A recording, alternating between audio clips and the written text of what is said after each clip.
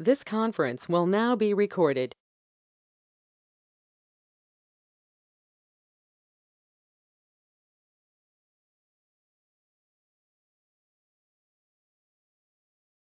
Yeah, hello. Yeah, can you please maximize the screen and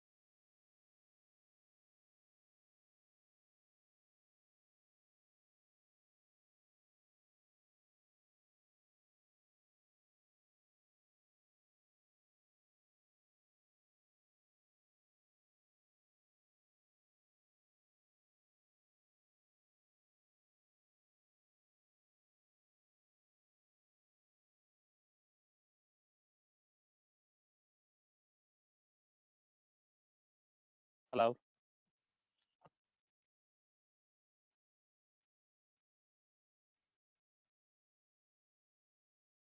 Hello, there seems to be a problem with the screen sharing. Just give us a minute or two. So we'll start off.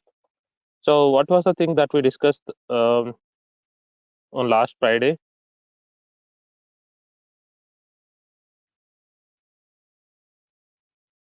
It was about UML diagrams. Okay, so EML diagram. So did we speak about the use case diagram? Use case diagram, no. No, Yes, we today have we are going discussed to about discuss the that. use case diagram. The bank can act like the cash withdrawal and then the deposit and then like that. So we talked about the use case diagram, like, and then Yes. also the Yes, hospital we did receptionist. Yeah, talk about it. yeah. Okay, all right. So yeah, could you please maximize the screen? Maximize the screen and go to uh, the activity diagram. So next page, please. Next, take 2, 3 or 4 pages forward, please. Yeah, the next one. Okay, next one. Yeah, the next page, please. Okay, so when we talk about the EML diagrams, could you please maximize the screen? Maximize the screen.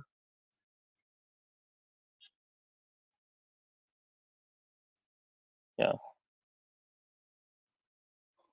All right. So when we talk about the EML diagrams, so there are in total we have 13 diagrams. In total, we have 13 diagrams. At like in the year 2013, there are 4 diagrams that are added. Earlier, there used to be 9 diagrams. So in total, we have 13 diagrams, out of which there are 2 diagrams which are important for the BA role.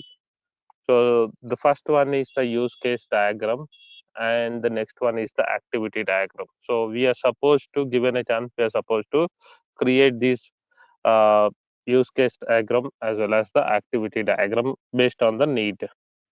And there are other 2 diagrams which we are going to discuss today. So these 2 diagrams are the class diagram, and another one is the sequence diagram. Class and the sequence diagram. So when I talk about the activity diagram, so the activity diagram is one of the important diagrams in UML to describe the dynamic aspects of the system. It is basically a flow chart, so that to represent flow from one activity to another, to represent flow from one activity to another. So the control flow is drawn from one operation to another. This flow can be sequential, parallel, or concurrent. The flow can be parallel, sequential, or concurrent. Activity diagrams deal with all the types of flow control by using different elements like fork and the join. So that means that in a flow chart, we cannot define the parallel flows, while the activity diagram is used to define the parallel flows by using the elements like the fork and the join. The next slide, please.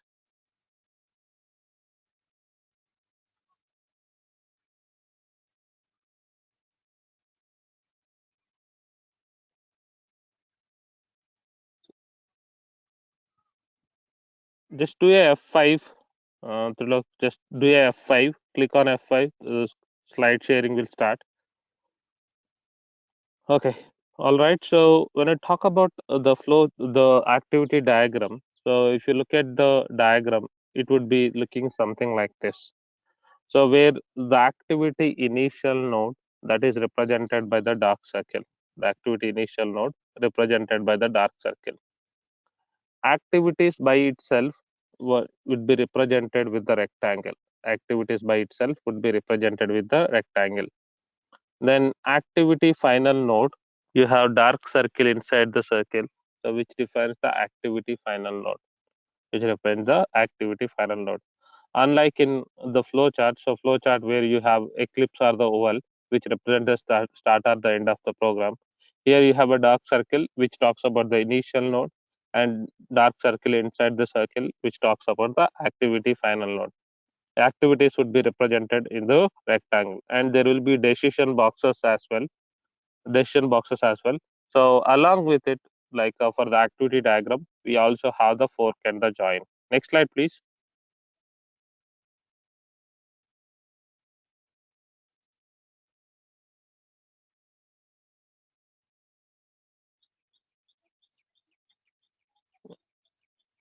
So if you look at here, so you have the decision boxes as well. So if the decision is true, you have one flow. If the decision is false, you'll have the another flow. And here we need to look at fork and the join. Fork and the join.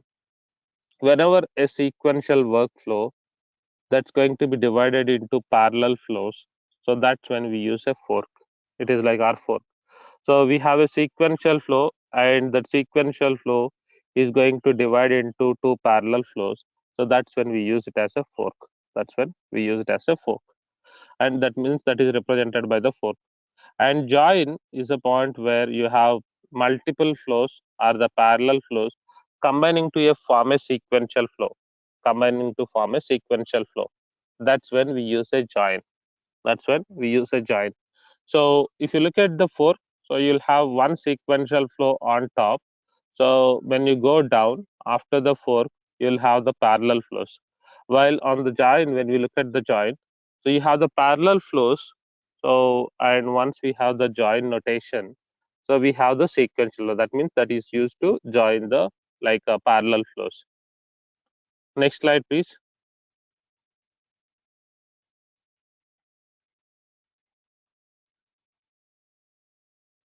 Next slide.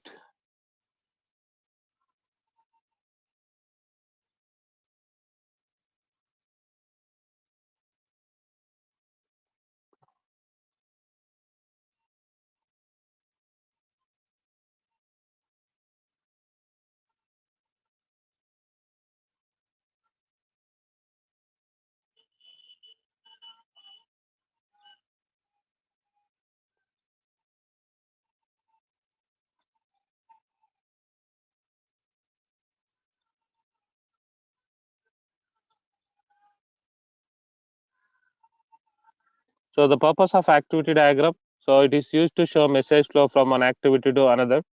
So the activity diagram is sometimes considered as a flow chart, and additionally, it covers different flows like the parallel or concurrent and single flows, parallel, concurrent, and sequential flow. So along with the sequential flow, it also supports the parallel flows.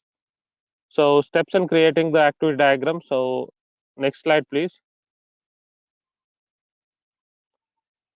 So the draw the activities of the system. So the first and foremost thing is to identify the activities that you are doing in a workflow.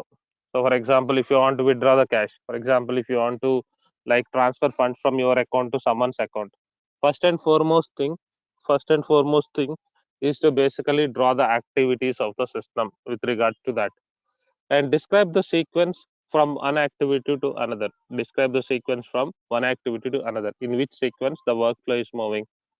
Describe the parallel or concurrent flows of the system. Wherever there is a parallel flow or like concurrent flow, so make sure you identify those things so that you can define the fork and the join respectively. Next slide.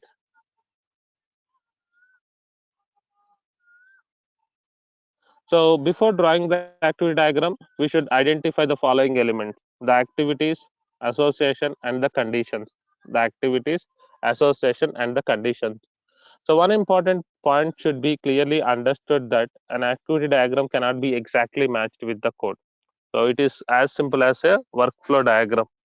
As simple as a workflow diagram. It cannot be exactly matched with the code. It cannot be exactly matched with the code. So the activity diagram is made to understand the flow of activities and mainly used by the business users. And it is mainly used by the business users. So you have the activities which should be represented in the rectangle, and then you have the association, the lines connecting the activities, and we have the conditional boxes. So wherever the condition is there, so you have the you have the decision box, where the decision box will have two outcomes. The next slide. So the following is an example of activity diagram for online shopping. So with regards to online shopping, the following diagram is drawn with four main activities. So mainly the search for the item, the user would be searching for the item, add the item to the shopping cart, confirm the order and receival of the order, confirm the order and receival of the order, search for the item, add the item to the shopping cart, confirmation of the order and receival of the order. These are the four main activities. Again, there are subset of activities, but with regards to buying a product online, these are the four major activities. If you have to represent with a diagram, so we would be representing something like this. Go to slide number 13, please. 13. Yeah. So if you look at this diagram, you have the activity initial node that is represented by a dark circle. That is represented by a dark circle. Then you have the next one. The user would be searching for the item. The user would be searching for the item. So there is a condition box. Is the item found? Is the item found? If yes, then we'd be viewing the details of the item, specifications, reviews, and all that stuff. And click on add to the shopping cart. Click on add to the cart. So since we want to buy it, so we are covering the positive workflow, we'll be clicking on add to the cart. And once the product is added to the cart, so there is a fork that you see. Either the user can view the shopping cart, the details in the shopping cart, and edit the shopping cart. It's a parallel activity. So either the user can view it, or the user can do edit, or he can do it in a sequential manner. But the thing is that if you have to define in a sequential way, these two things are not possible to be defined sequentially. For example, search for the item is step 1, view the item is step 2, add the item to the shopping cart is step 3, and view the shopping cart and edit the shopping cart would be 4A, 4B. Either the user would be viewing it, or the user would be editing the shopping cart. So once that is done, confirmation of the order, again you have the join there, because it's a like parallel flow, again combining to form a sequential flow. Confirm the order and it will take you to the payment gateway. And this is a point where you can see clearly that there are multiple payment ways you have. Credit card, through PayPal, and through the different mechanism you can make the payment. So obviously user would be making the payment by using one way only, like either through the credit card or through the PayPal, but not both, or but not use multiple options. So obviously, for example, two users are using the system, and one user may be making the payment with credit card, the other user may be making the payment with PayPal. So in that case, you cannot define in a sequential manner which one comes first or which one comes next. So it's a parallel activity. So that's where we need a fork. So to represent the sequential flow converting into parallel flows, then we have a join where the parallel flows are converting to form a sequential flow. Then shipping of the order, the user would be shipping the order and the receival of the order, shipping of the order and receival of the order. So with that, the process comes to an end. With that, the process comes to an end. So that way, when you talk about the UML activity diagram, you have the initial node and you have the final node. You have the subsequent activities as mentioned here. Is that clear? Are any questions?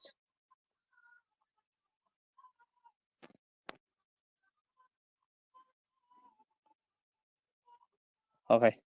All right. So it's like a different variation to the activity diagram. So we have the vertical lines here. What are these vertical lines are for? These vertical lines we call it as swim lanes. These vertical lines we call it as swim lanes. So the same diagram, slightly modified, but the same diagram that is presented here, the customer would be requesting for the for service. So which is basically search and view the item. And there is a fork that is started out here. So then it goes to the sales team who would be taking the order and filling of the order. And after the payment is done, the sales team would be delivering the order or delivering the product, and the customer would be collecting the order. Now, if you see here, there are three divisions in this process. Customer division, who would be like looking for the requesting of the service, making the payment, and collecting the order. While sales division or the sales process is to take the order, that means facilitate the order and delivery of the order, facilitate the order and delivery of the order. And the stock room or the warehouse team is responsible for filling of the order. The stock room or the warehouse team is responsible for filling of the order. That way, if you look at the swim lane diagram, it is a visual element used in the process flow diagrams or flow charts or the activity diagram that visually distinguishes job sharing and responsibilities for sub process of a business process. That visually represents the job sharing and the responsibilities for sub processes of a business process. For sub process of a business process, these swim lane diagrams are going to be quite helpful to differentiate the business processes and who are responsible for what. So in order to represent in an activity diagram, these diagrams can be quite useful. Is that clear? Yes. Okay. Others? Yes. Yes. Okay. All right. So moving on to the next diagram. So that's going to be the class diagram. Sorry, the benefits of having the activity diagram. So next slide, please. So the following are the main uses of activity diagram. Modeling the workflow by using activities, you can define the workflow. Modeling the business requirement. So high level business requirement you can model. High level understanding of the system functionalities, the system behavior. Investigate business requirements at a later stage. By having these diagram, you can investigate it at a later stage. If there are any challenges or anything that can be identified here by using the activity diagram. Next slide, please.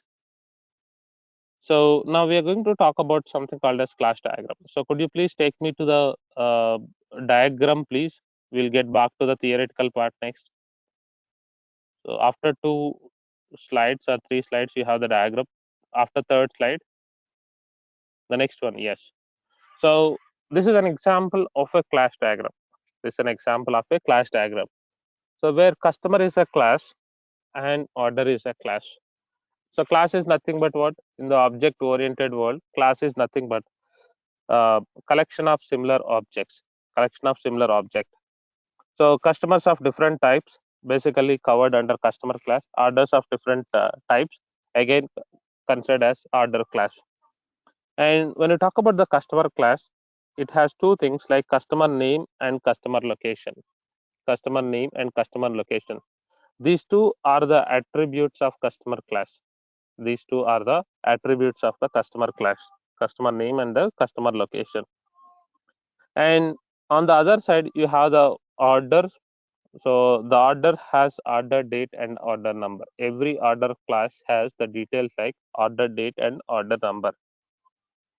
And if you look at the customer class, what customer can do, like as we discussed in the activity diagram with swim lanes, Customer can place the order and receive the order. They can facilitate placing of the order until the payment and receival of the order once the receival is done, like receiving of the order is done by the customer. So these two are called as the functions or methods in the programming world. Functions are methods in the programming world. That is why it is represented with the parenthesis out there. So anything that is represented with the parenthesis, those are all functions or the methods.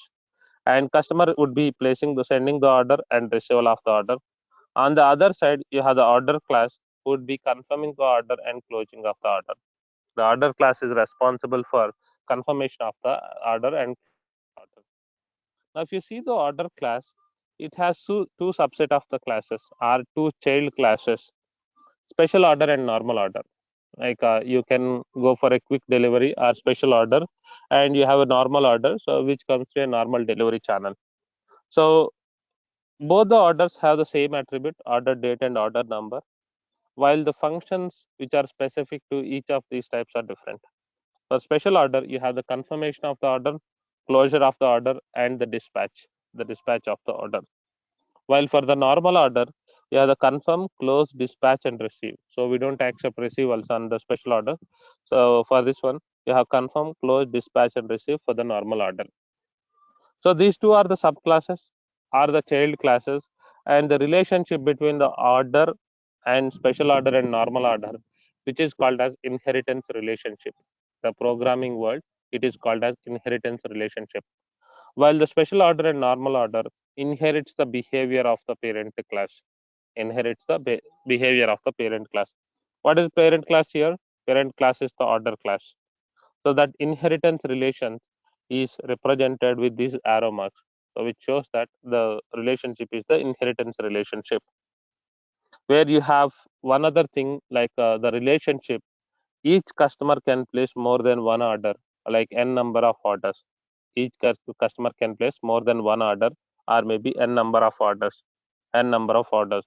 So that's where 1:n relationship. That's where you have 1:n relationship. So which says that each customer can have n number of orders, while each order is corresponding to only one customer. So that kind of relationship is represented with 1:n relationship. That is represented with 1:n relationship. Is that clear? Yes. Okay, so going back to the 2 slides or 3 slides back, so we'll talk about the class diagram. So the class diagram provides an overview of the target system by describing the objects and classes inside the system and the relationship between them. So it's basically relationship between them. The class diagram shows the collection of classes and their attributes. As I said, the order number, order date, like customer name and customer location. These are the attributes, and operations are methods or functions that are represented in parentheses, and the relationship among the objects. How these things are related to each other. So each customer can have multiple orders, and each order is corresponding to only one customer. And the relationship between the customer class and order class is 1:n relationship. Next slide, please. Now, when we talk about the best practices, the name of the class diagram should be meaningful to describe the aspect of the system. So it should be sensible. By looking at the diagram, we should understand which class are we representing. And each element and their relationship should be identified in advance. So each element participating in the class diagram, that should be the relationship should be identified in advance. The responsibility of each class should be clearly identified. Like the functions, attributes, and methods of each class should be clearly identified before drawing the class diagram. Next slide. So the example for the class diagram. Now the following diagram is an example of an order system of an application. So order system with regards to online shopping portal. So this talks about one of the relationship. So it is not the complete system. It's just one particular relationship. So that is represented with the class diagram height here. So it describes a particular aspect of the entire application. So which talks about order class and customer class, and what each class is responsible, and what each class has, what are the attributes, and so on. So that is represented with the class diagram. The first of all, Orders and customer are identified as two elements of the system, and they have one-to-many relationship because a customer can have multiple orders. A customer can have multiple orders. First of all, order and customer are identified as two elements of the system, and they have one-to-many relationship because a customer can have multiple orders. We'd keep order class as an abstract class, and it has two concrete classes, and you have something called as inheritance relationship, as we discussed, relationship, where we have the special order and normal order, which inherits the behavior of the parent class, behavior of the parent class. The two inherited classes have all the properties of the order class, and in addition, they have additional functions like dispatch and receive. In addition, they have additional functions like dispatch and receive. So the special order has the dispatch, and the normal order has dispatch and receive. Receive is nothing but cancellations. So obviously the receivals are facilitated by the normal order. So let's go back to the diagram. Just a quick look at the diagram. The next slide. So if you look at here, customer class and order class, and the attribute like customer name and customer location, and you have the functions like sending of the order and receival of the order, sending of the order and receival of the order. On the other side, you have the order class, which has the confirmation of the order and the closure of the order, and where you have the child classes, which has the special order and the normal order, which has confirm, closure, and dispatch of the these are the functions or the methods of these classes. The next slide. So when you talk about the purpose of having the class diagram, it describes the static view of the system. So the relationship between these classes or the objects is not going to change with time. It just give us the static view of the system. While if you look at the activity diagram, the activity flows from one point to other point as the time moves on. But if you see here, this provides the static view of the system, showing the collaboration among the elements of the static view and describing the functionalities performed by the system. The functionalities are nothing but the functions. Construction of software application using object-oriented languages. So these diagrams are more sensible for those systems which are developed using object-oriented languages,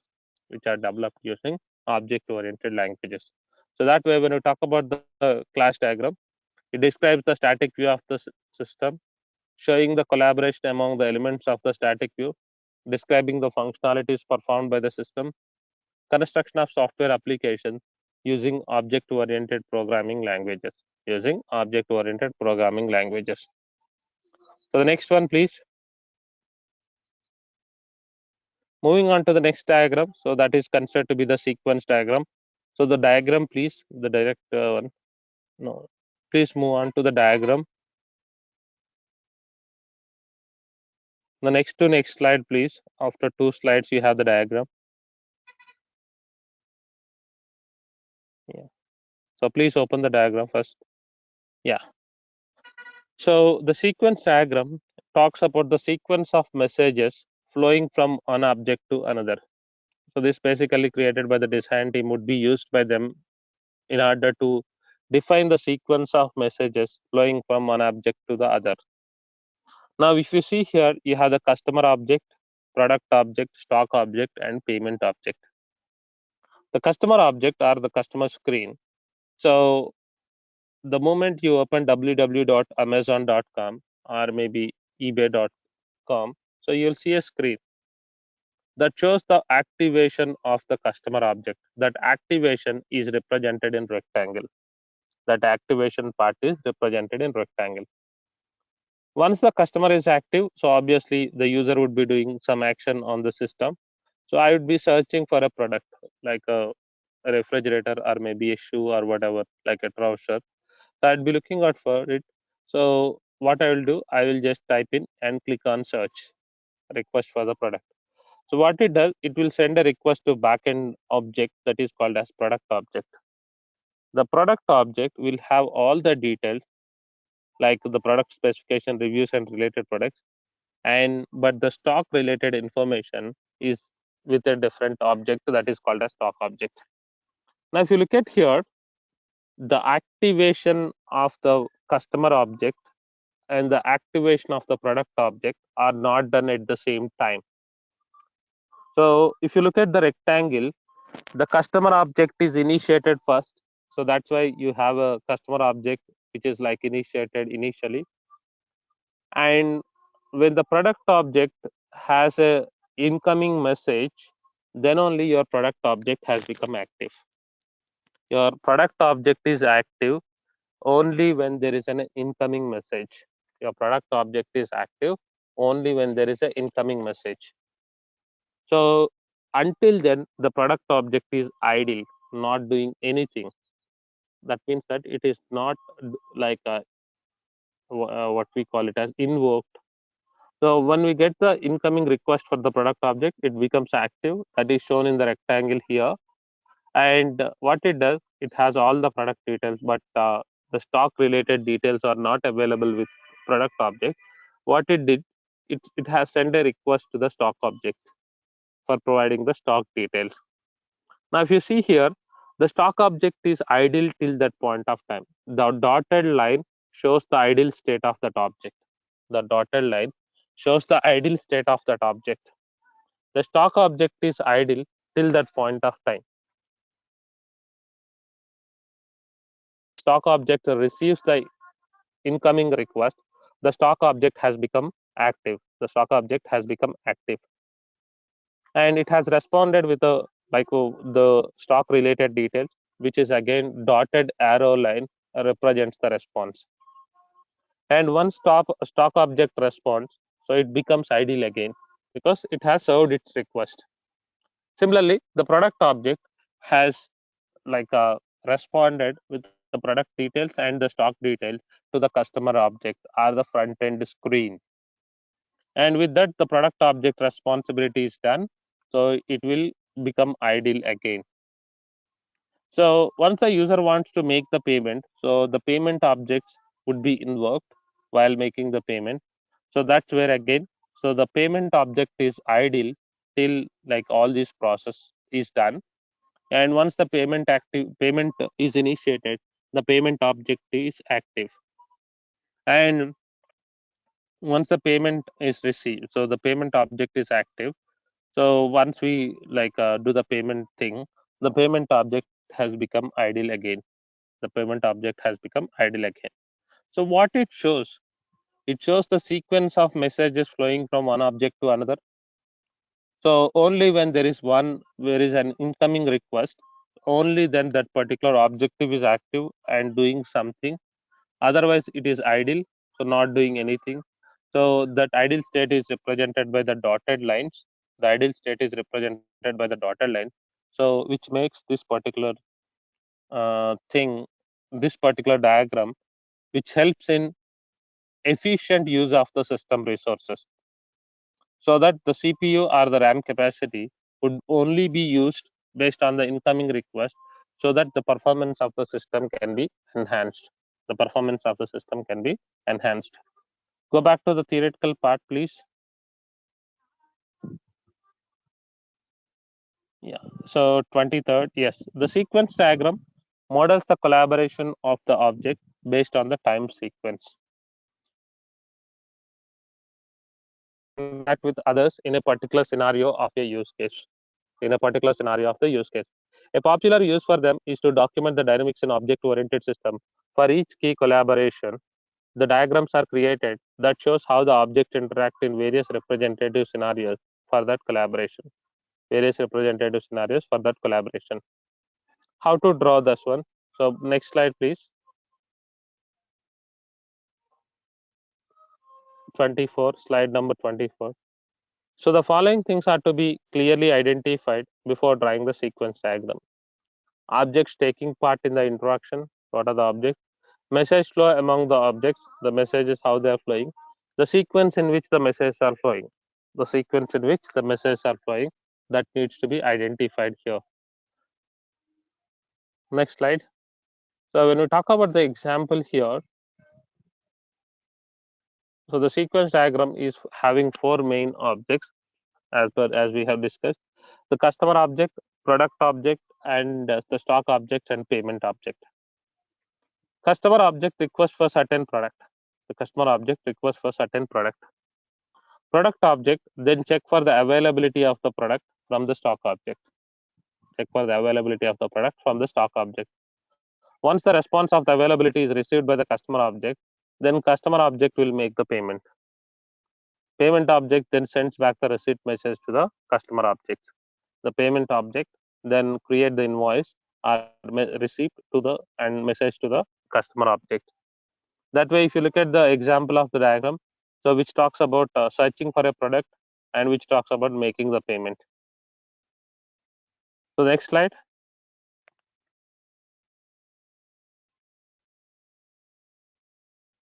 Next slide, please. Yeah. So the purpose of sequence diagram, the main purpose of sequence diagram is used to capture the dynamic behavior of the system. The sequence diagrams are used to capture the order of messages flowing from one object to another. The sequence diagrams are used when we want to understand the message flow. Now the message flow means the sequence of control flow from one object to another. The sequence of control flowing from one object to another. So the main purpose of sequence diagram is used to capture the dynamic behavior of the system. So it is to capture the order of messages flowing from one object to another. So it is used when we want to understand the message flow. Now the message flow means the sequence of control flow from one object to another. The sequence of control, how it is moving from one object to another. Now what is meant by control? For example, initially when the customer does the www.amazon.com, the initial screen opens. That means that the control is with that screen. You can do anything on that screen, like search, or you do something else on the screen. The moment you enter a washing machine or maybe a refrigerator and click on search, now the control has moved from customer object to product object. The control is moved from customer object to product object. The control is no more with the customer object. The control is no more with the customer object. What does it mean by control? So it means that now if you are trying to do some other transaction on the UI screen, it won't respond. It will get stuck because you have initiated something. It has sent the request to the background object, which is responding to it. Now the control is with the background object, the product object, subsequently the stock object.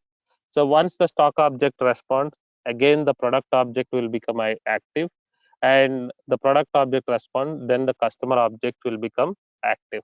Then the customer object will become active. So that's when, if you talk about it here,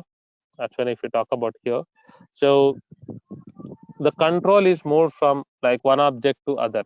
Only once the control is received to the customer object, that means that you see the list of washing machine or list of refrigerators online. So in that case, you can do the next subsequent action, whether you click on buy now, whether you click on add to the cart, whether you click on whatever, looking at the specifications. So you can only do later on. So that means that the control is moved from the product object to the stock object, and in return, stock object to the product object and the customer object. So that's how the control is moving from one object to another. So that's the reason why when you talk about sequence diagram, how the controls are moving from one object to other, that can be represented by using the sequence diagram. Is that clear? Yes. Okay. All right, so from our perspective, so we don't need to worry about creating these two diagrams, class diagram and sequence diagram. Having the understanding by looking at the diagram, what are the classes and objects, and taking part in the interaction and how they're connected to each other, that should be enough. That should be enough. Unless you are doing some technical design involved in that, so that's a different story. So with that, we are done with the UML diagrams. Yeah, please. So with this, I'm going to stop here for today. The reason being, I'm not able to share my screen. So in the next session, so we will talk about the non-functional requirements for a software application. So have we looked at the sample use case? No, right?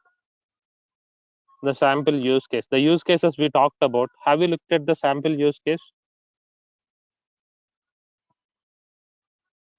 I don't think so, right? So no, we no. look at yeah, so we'll have a look at the sample use case template, sample use case. So based on the recruitment system, one of the purposes we pick it up, and one of the requirements we'll pick it up, and I'll show you the sample use case, and we will talk about the non-functional requirements and subsequent things. So thank you so much for joining, and we'll catch up tomorrow. Thank you. Bye bye.